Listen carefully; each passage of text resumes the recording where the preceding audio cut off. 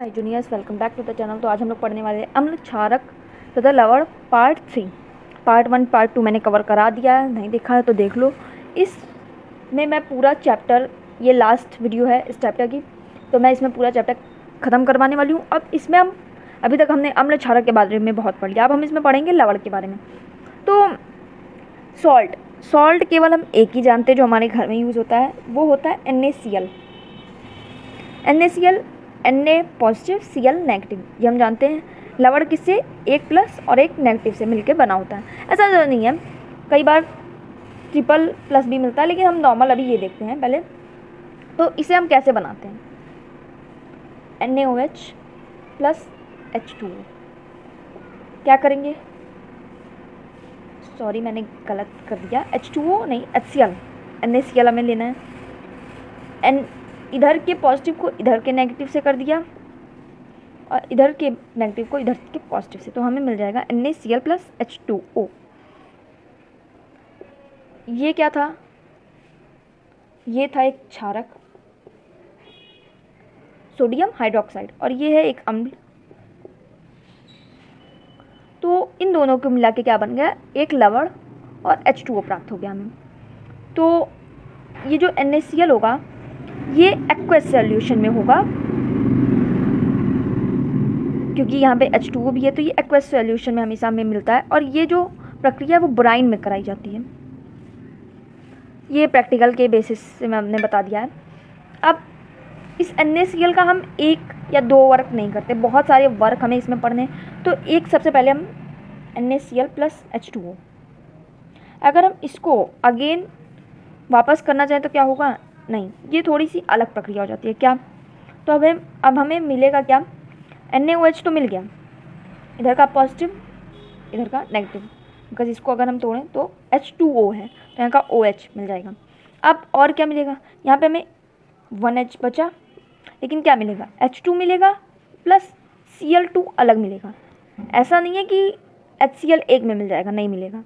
अब इसको बैलेंस कैसे करेंगे, तो बैलेंसिंग क्योंकि पढ़ा दिए मैंने और चैप्टर 1 में ही है वो, तो आई होप समझ में आ गया हो कैसे हुई है बैलेंसिंग। अब NaCl H2O मिलके क्या बन गया, NaOH plus H2 plus Cl2।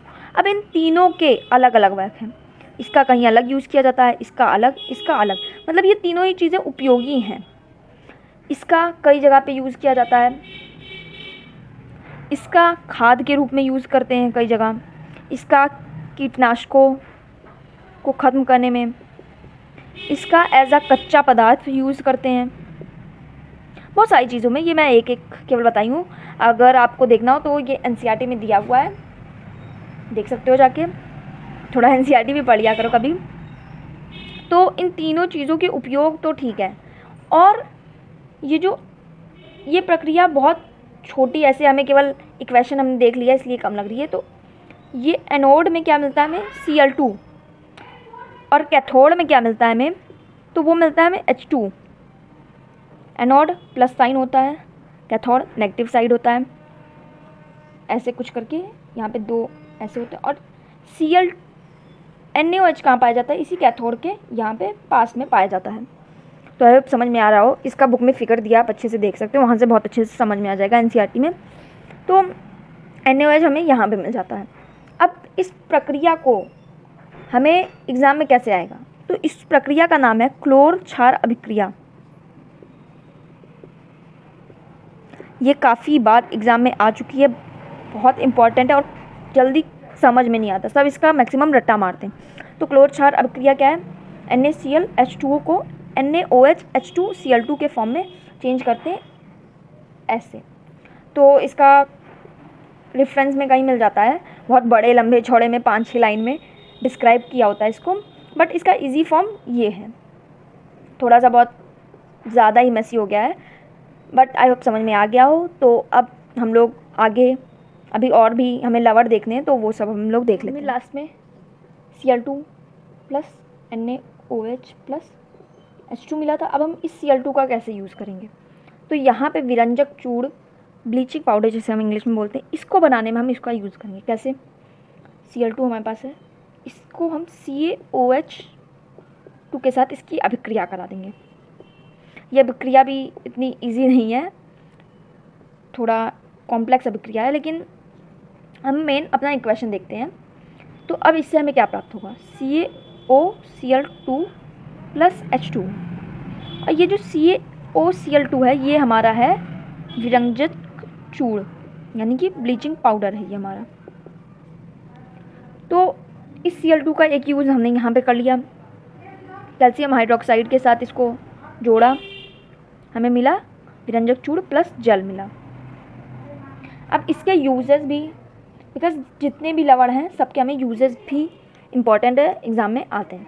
तो इसका यूज़ सूती उद्योग में,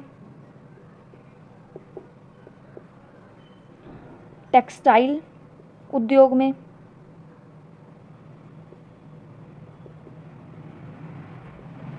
और भी बहुत सारे, लॉन्ड्री में,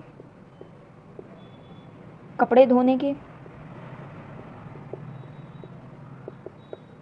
ब्लीचिंग पाउडर इतनी पावर रखता है कि वो किसी भी कपड़े के रंग उड़ा सकता है। तो बहुत लॉन्ड्री में बहुत ईज़िली, बहुत आराम से, बहुत ध्यान, इसका केयरफुली अगर इसका यूज़ ना करें तो विरंजक चूर्ण अच्छी ड्रेस का बेकार कर सकता है, पूरा रंग उड़ जाता है अगर कभी यूज़ किया हो या फिर हैक्स में देखा हो। तो और कैसे यूज़ होता है, उपचायक के रूप में। उपचायक कई रासायनिक उद्योगों में, उपचायक के रूप में रासायनिक उद्योगों में। और कैसे यूज़ होता है, तो इसका यूज़ जल को जीवाणु मुक्त बनाने के लिए,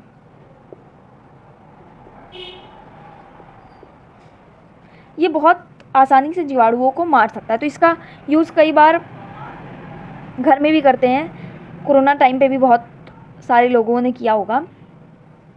इसका यूज़ जीवाणु मुक्त करने में जल को मेन किया जाता है, बट इसको अगर ज़मीन में लगा देते तो पूरी ज़मीन वाइट हो सकती है, एक लेयर हो जाती है उस पर वाइट की।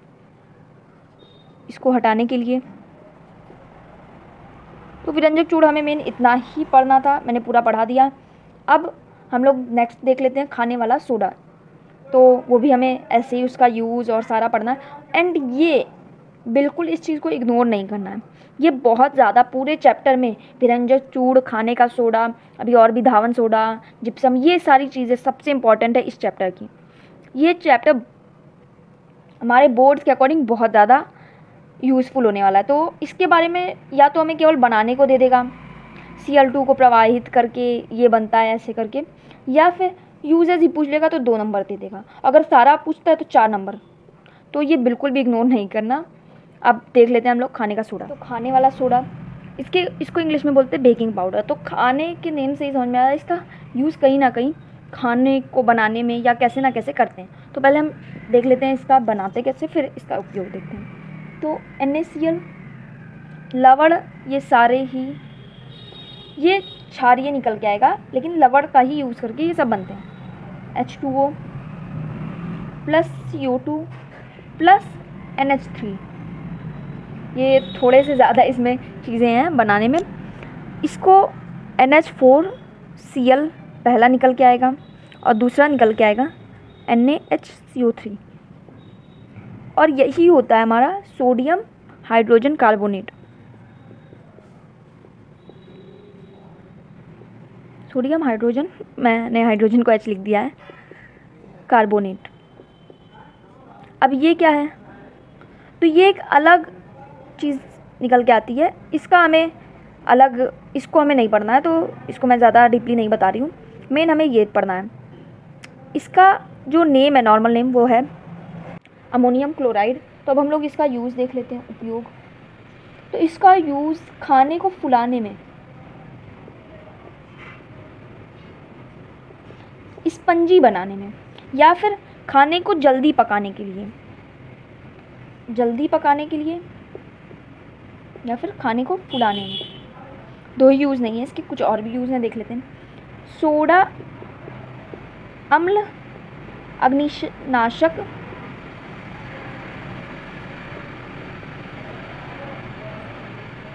के रूप में, यानी कि अग्नि से बचाव के लिए। चौथा, एंटासिड के रूप में।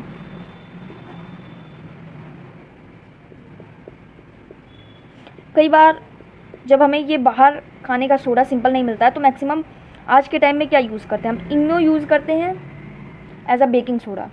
तो ये इनो एंटासिड भी है और इसका यूज़ हम खाने वाला सोडा की जगह करते हैं, तो खाने को फुलाने में भी और एंटासिड के रूप में भी। तो यही है ये भी। अब खाने का सोडा देख लिया। अब अगर हम इसको गर्म करेंगे तो क्या मिलेगा, और धावन सोडा, यानी कि इसे इंग्लिश में बोलते हैं वॉशिंग पाउडर। तो वो अब हम लोग देख लेते हैं।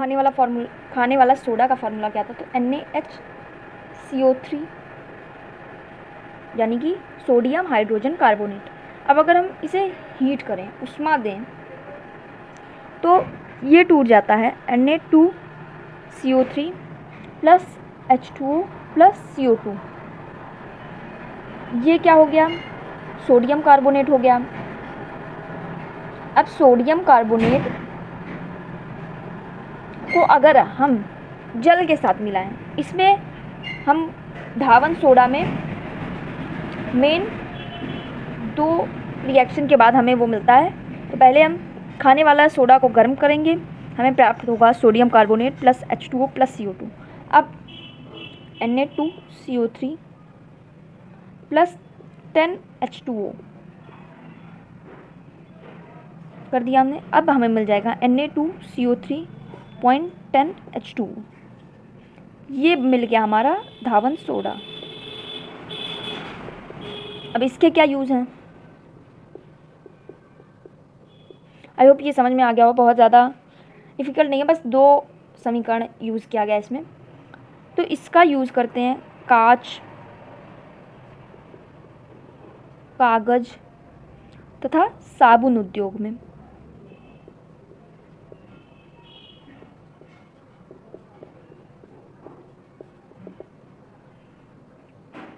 दूसरा जो इसका यूज़ है, घर में सफाई के लिए।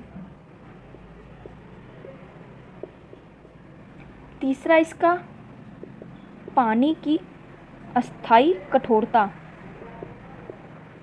को दूर करने में।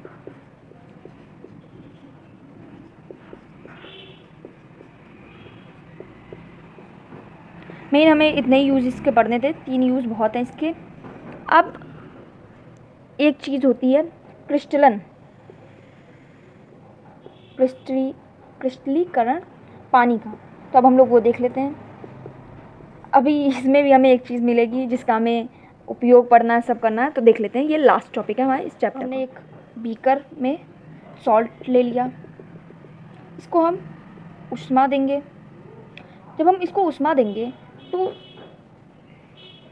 जल ऊपर चला जाएगा और इसे बोलते हैं हम जल का क्रिस्टलीकरण।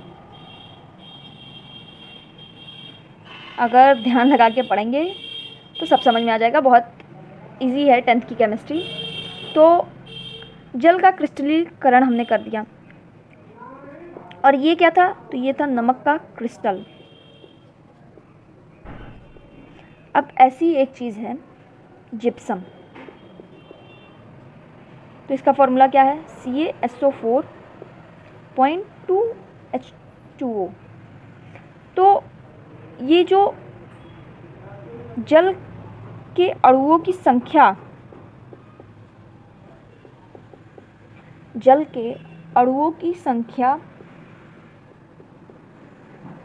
ऐसा नहीं है कि कभी भी आप बढ़ा दो कभी भी घटा दो, नहीं। अगर आप इस फॉर्मूले में से 2 की जगह कुछ और लिख दो, 1/2 लिख दो, तो ये गलत हो जाएगा। तो जल के अणुओं की संख्या हमेशा अस्थायी होती है और इसे हम बोलते हैं क्रिस्टलन का जल।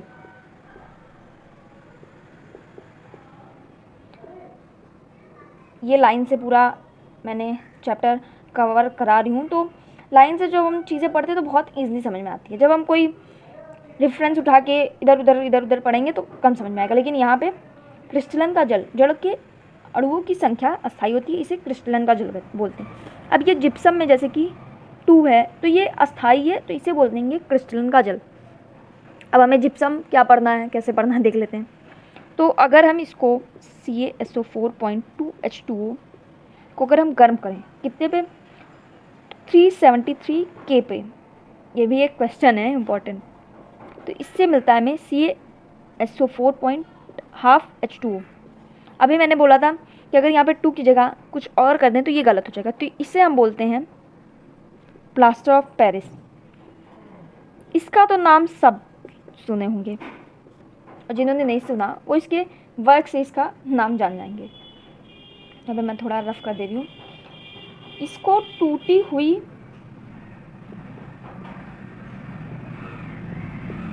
हड्डियों को सपोर्ट करने में, जब बोन फ्रैक्चर हो जाता है तो ऊपर से वाइट कलर का कुछ काफ़ी मोटा लगाया जाता है सपोर्ट में, तो वही होता है प्लास्टर ऑफ पेरिस। इससे खिलौने भी बनते हैं, तो खिलौने बनाने में या फिर खिलौने उद्योगों में सतह को स्मूथ करने में। तो ये कुछ 3 वर्ग थे इसके। ये पूरा जिप्सम, यहाँ पे मेन जिप्सम, और जिप्सम अगर हमें ये दिया है तो हम इसको फिर से इसमें चेंज कर सकते हैं। कैसे? तो हाफ H2 होता है, इसमें 3/2 H2O और ऐड कर देंगे तो फिर से हमें जिप्सम मिल जाता है। ऐसा नहीं है कि जिप्सम नहीं मिलेगा, मिलेगा। तो आई होप समझ में आ गया हो। पूरा चैप्टर यहाँ पे हमारा कवर हो जाता है, चैप्टर 2। अब इसके बाद नेक्स्ट चैप्टर 3 हम लोग पढ़ेंगे।